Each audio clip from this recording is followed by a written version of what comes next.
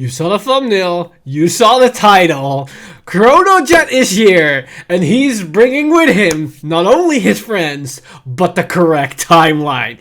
G has returned!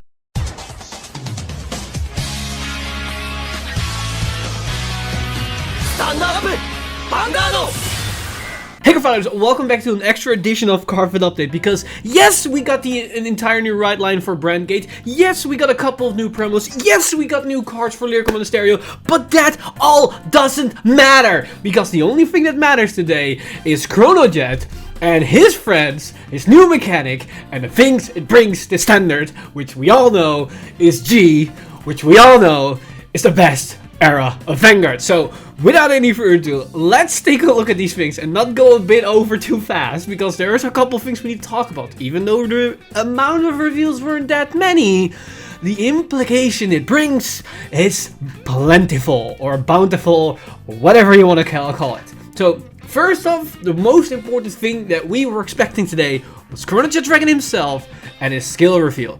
And even though I'm relatively late with this video, I wanted initially to have a live reaction, but with how things panned out, I am glad I couldn't be able to do that, because when we initially saw Chronojet, the reaction of the community was not as excitable. But once we start to get more information and we start to realize things, that's where things got a little bit more interesting. Because what we got for Chronojet is this card. Yes! It is an encounter card, which we all basically assumed, but more importantly, look at the details of this card. It does not have Persona right, it's an 11k base, and it has GB2. Yes, that has a couple of implications, because GB2 means G-zones, strides. So yeah, we're gonna get to that in a second, but basically, this card might look familiar for some people. That's because it's directly a carbon copy of the original OG Chronojet. It has the exact same skills, the exact same stats. The only thing that's different here is that this is a D-series card and the original is a premium version card. Or you could say a G-series card. What does this imply? Well, if you just look at this thing in a vacuum, you might think to yourself, this card is actually really underwhelming and relatively weak. It's an 11k base in the 13k base era. It's GB2, which is relatively slow, especially with decks now becoming more active on turn 3. And we all know G-era decks were the opposite. They start to play on turn 3 and not before that. So you might think to yourself, this looks very underwhelming, and yes, I would have agreed with you because I had the same sentiment when we saw this card. But that's just looking this card in a vacuum. This is just the first card of the reveal of the deck and a potential archetype. Because yes, GB2 means strides are back, but it's not just anything like a weird mechanic we had in V, it is literally actual strides. Bushrode confirmed we're gonna have the G-zone again, and we're gonna have strides in standard for this deck. Now, you might think to yourself, that means any Dark States deck could potentially use these strides. They already immediately addressed that.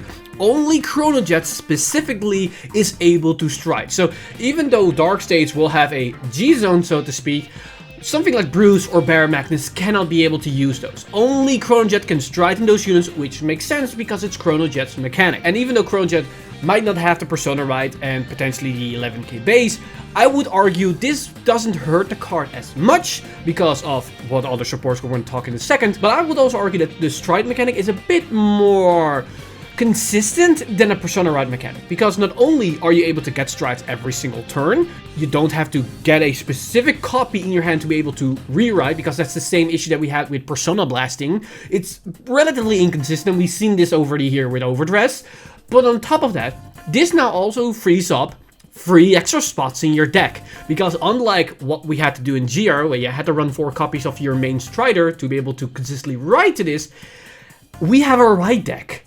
Chronojet, as far as we see right now, has no need to rewrite itself again and again and again. So you only need that 1 copy in your right deck, and you don't need to run any more copies in your main deck. Unless we get like another effect that gives Chronojet the Persona Right icon on the card, but I don't see that happening right now, but that could change in the future. So that's also an important implication here. We have extra deck space with a mechanic that's more consistent and that has potentially more room to improve, because Persona Ride is just Persona Ride. It doesn't change, it won't change over time, it will stay the same. Whereas with the strides in the G-Zone, that will be determined to the stride power, and the stride power can increase and increase and increase and increase. And that's the fun part of it. Now, we knew that this is going to be like a separate product, which is somewhat of a trial deck, and they revealed that the initial product itself is going to be around 55 bucks. It's like 5,500 yen. And that's the initial price of the standard version. And the reason why I'm talking about the standard version is that Bushiroad also announced a premium edition of the same product, which costs about 200,000 yens, which is roughly about $200 or 200 euros. And we don't necessarily know what this premium version of the product means. I think it has to do with that you get more goodies, like maybe a better deck box, sleeves and whatnot, and maybe also contain more stride cards for your G-Zone, because that could also be a thing that this maybe has some extra cards specifically for the premium format that won't be able to use them in the D set. Because what we know is that we're gonna get 8 stride cards in the main product. But we know the G-Zone can have 16 cards, so maybe this premium version of the product allows us to reprint some G-Guards and strides that we're not able to use in the D version, but able to use in the premium version, so this could be like a nice product to also move over into the premium format more easily, which could be a nice hint, but we don't necessarily know anything else about this product. Maybe they will incorporate a lot of high rarity stuff, so they fully bling your deck. That would be pretty sweet. But we don't know so far, so this is just pure speculation. And also, one thing we know about this product is that this product will only be available on the Bushiroad online store, so keep an eye out for that if you're interested in getting this product. Now, getting back to the actual product itself, as I already stated, we're gonna have a deck, and we're gonna have a G-Zone card. But as I said, we talked about 8 because the G-Zone can be 16, but we're not actually going to get 8 cards. We're going to get 9 extra cards outside of the 50 main deck cards. And that's an interesting thing because they already confirmed we're only going to get 2 G units. And 2 G units add up to 8 cards, so we have 1 extra card. Now, a lot of players are speculating this could be an extra G guard, for example, that maybe we'll get 4 copies of one, 3 copies of another G unit, and 2 G Guardian. This could be a possibility, but they have not confirmed this in the slightest. That's a very important factor to keep in mind. Now, what that extra card is going to be, we have to wait and see. It could be G guard, it could also be like something like a shield ticket or something that could interact with another card effect or anything.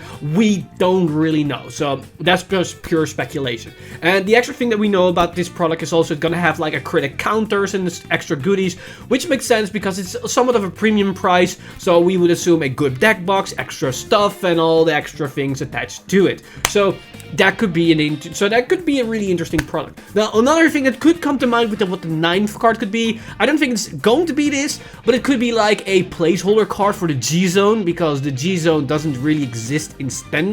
So maybe they have like a card you can put on the field to say, hey, this is the G-Zone, this is where my strides are going to go. This is the same what they did with the monster box for Monster Strike. That could be the 9th card. It is a possibility. As I was stating before, the 11k base was something that turned off a lot of players. But people were again jumping the gun on this because they already confirmed, or at least this is self-confirmed because some players are saying they said it and some haven't heard this. So take this with a little bit of grain of salt, but I think this looks very plausible, is that they're going to introduce cards that will turn Chronojet's base power from 11 to 13, and that could be like a G-Zone effect, that if a card's face up in a G-Zone, it gives your Vanguard additional 2k power if it's a Chronojet Dragon. But what also is a possibility, and we haven't really addressed this, the Ride line. One of the Ride deck cards could have an effect that if it's in Soul, it will give your Vanguard plus 2k power if it's Chronojet Dragon, which makes sense. That could be an interesting mechanic that could potentially move its way into Premium with V Chronojet, which then turns V Chronojet into a 15k base, which is honestly pretty interesting. But overall, we don't really know what those effect is going to be. Now, while we're on the subject of the Ride line, I will personally guess that the Ride line is going to be like Chronogen, Mesa Gear, Smoke Gear, Chronojet. Those are the iconic cards from the original series in the first iteration of the GR. So this is before ZTB came out. And you might think to yourself, well, shouldn't we only look before Time Leap? Not necessarily, because this Chronojet iteration is the Chronojet that was played all the way up to Gear Groovy. So right before Luard was introduced, that's when we got Chronojet Dragon D. Everything before it is basically game for this product and for this Chronojet, because that's when we had this iteration of Chronojet. So Timely Pist on the table, Rewind is on the table, and everything in between. And in those segments, I would say Major Gear, Smoke Gear, and Chronojet are the most iconic cards to ride up from it, because History Maker isn't really a Vanguard card. That's a rearguard unit. Same goes with Malum and whatnot. Those are rearguard units, not a Vanguard centric ride. But that's currently speaking mainly about the main deck. We have the G-Zone deck to talk about, and for the G-Zone, they already revealed one of the new cards that we're going to get in this product, and one of those cards being your boy Nextage. Yes, they revealed Nextage to be one of the strides coming in this product for Chronojet Dragon, and this is going to be hype, because we can assume what Nextage is going to be, especially with this Chronojet Dragon have the GB2 skills, as you're gonna write down back into Chronojet Dragon so you can attack with Chronojet Dragon to have the guard restrict ability. Because I just remembered, I did not really talk about Chronojet Dragon's skill himself, I just assumed that most players know, but for anybody that isn't aware what this Chronojet Dragon does, his first effect is a GB2 skill that if you have 2 cards face up in your G-Zone or your Vanguard Circle with G units combined, so that can mean 1 face up in the G-Zone, 1 in the Vanguard Circle, then this skill will activate, and it has, on attack, it gets 5k power, and your opponent cannot guard with grade 1s and higher. Indeed, that's very important because it shuts down Perfect Guard. It doesn't shut down the Blitz orders, but it does shut down the normal Perfect Guards. And then his second effect is, on Vanguard Circle, when your G unit strides on top of it, you can counter +1 and spin one of your opponent's rearguards to the bottom of their deck. So it's basically removal that every time you stride, you can counter +1 to minus your opponent's board with 1. Honestly, in the current format of D, that's actually really powerful because the D format is a bit slower and there are a lot of very key components on the board that players don't want to get rid of. So you can spin very important boosters, beaters, or combo pieces back into the deck, and it could be a pain in the ass to get them back. And this is really good against the Overdress and Cross Overdress deck because both those decks have really good recursion from the drop zone, but not from deck. So if you spin their Overdress unit to the bottom of the deck, the entire stack goes back. So that means bye-bye Trickster, bye-bye Prayer Dragon, bye-bye Overdress or Cross Overdress unit. You just lost all those cards. Yes, you get a sizable amount of cards back in your deck, but it hurts the player quite a lot. And yes, I'm an Overdress player myself, but if it means that Chronojet Dragon is the one that puts the deck down, I don't really mind it as much. Same as the other way around. If Chronojet's biggest weakness is going to be like a Cross Overdress or an Overdress deck, I wouldn't really be bothered as too much because I like both builds. With that in mind, Nextage being Nextage is going to be really good because going from Nextage into Chronojet back, you will have essentially a second attack on the Vanguard Circle that comes with the guard restrict, which is always going to be quite annoying. Now, we don't know the specifications. We don't know if this Nextage, just like the V counterpart, gives the Chronojet Dragon extra power. Maybe not, because D is a bit lower on shield value than we had with V, but at the same time, force markers aren't a thing, so there are a lot of things to keep in mind here. That's basically all the information that we know right now. But there is a very important thing that we need to discuss about the implications that these cards bring to the table that we haven't really discussed so far. And one of those things being... Hold on. God damn it, Philip! Hold on a moment. I need to rectify this. I need to fix this because somebody somewhere is screwing up with Chronojet. I'm gonna fix this.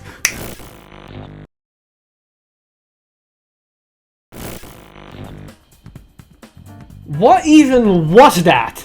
You know what? Fine, forget it. Let's just continue with the video and move on with what we have to talk about today. So the important thing about this is that there are a couple of things that we might overlook with these cards. Like, because yes, on first glance, this looks a bit underwhelming in terms of how strong this could be. We have a 11k base, no persona right, a stride mechanic, which is relatively slow because you either need to go second or you need to wait on turn 3. And this Chronojet doesn't really do anything on the first turn. And yes, I would agree with that. But the thing about strides is that strides are relatively strong right at the gate. And if you went second, it's a lot better than most decks going second of the power spike you have by immediately striding. This is the reason why grade 2 gaming is a thing in G and in Premium, because of the immense power spike these strides bring to the table.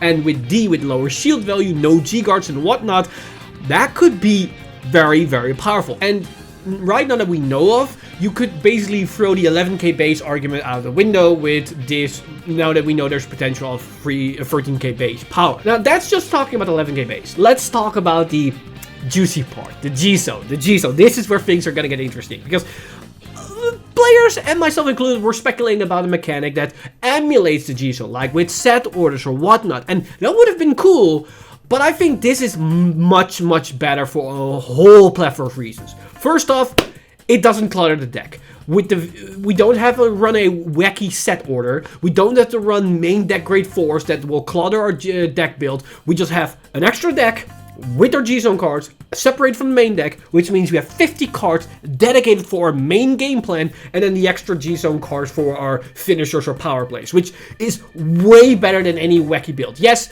you might think it could be more fun and more interesting if we had this, but let's be honest, the deck would suffer significantly in power potential if that was the case, because now we have literally more room to play more cards, which is really, really good. But that's just talking about it from a standard perspective. If we talk about it from a premium perspective, this is actually really, really spicy, because now that we get actual G-Zone units, G units, this could have some implications for premium, because now we actually get a clan, a deck with G-unit support in the D series, which means Chronojet Dragon most likely is going to get more G-units in the future, because they need to support this deck in some capacity. So that means we might see a new G-unit here and there. Maybe in the main set they give one new G-unit every 1 or 2 sets to give this deck some extra power, some extra options.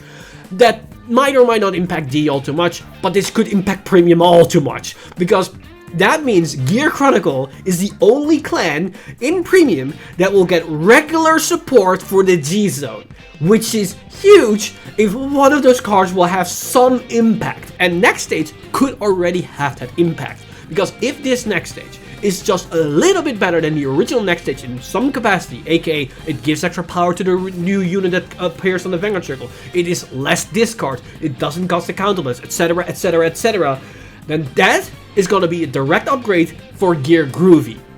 And that could be pretty insane and huge depending on how this is going to play out. So having the G-Zone in standard will immediately have some ripple effects in Premium, because Premium also has the G-Zone and can interact with that. The main deck strides, or the main deck grade 4s that we have in V, weren't really the case, because Premium could not really abuse of it, and they had to introduce a brand new stride, aka Croc Dragon, to even interact with it in the first place. In this case, that's not the issue. You can just do whatever you want. And that's the most interesting and most exciting aspect of this feature and this product, and I'm honestly very, very excited about this. Also, with that said, this could be an insanely good gateway product or deck for any player from the D format, from standard, from overdress, to go into premium, because this is probably the easiest way to introduce them into the stride mechanic, into the G-Zone, and how this interact with still being in the framework of D, which is really, really interesting, and also a very nice